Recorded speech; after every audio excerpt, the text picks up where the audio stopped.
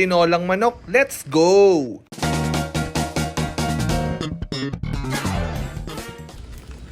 Napakadali lang nito guys. Sibuyas, bawang, luya, ating igisa. Shoutout muna nga pala tayo sa mga OFW natin na mga nanonood dyan. I-comment nyo naman kung saang bansa kayo naninirahan. So going back sa ating niluluto guys, kapag okay na ang ginigisa nating sibuyas, bawang at luya, pwede na nating igisa ang ating manok at atay.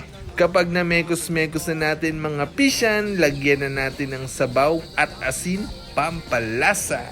Pamintang durog para medyo maanghang-anghang ang ating tinola. At kapag luto ng ating manok, pwede nang ilagay ang papaya.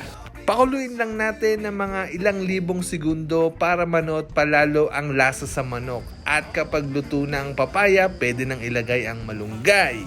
Hindi nawawala ang malunggay sa aming niluluto dito kasi napakasustansya nito. At yan na nga guys, luto na yung ating tinola. Partneran natin ng kalamansi at sili. Pasok na pasok ito. Maraming salamat sa panonood. Huwag kalimutan mag-like, mag-share at mag-follow para maging updated kayo sa mga susunod pa nating mga uploads.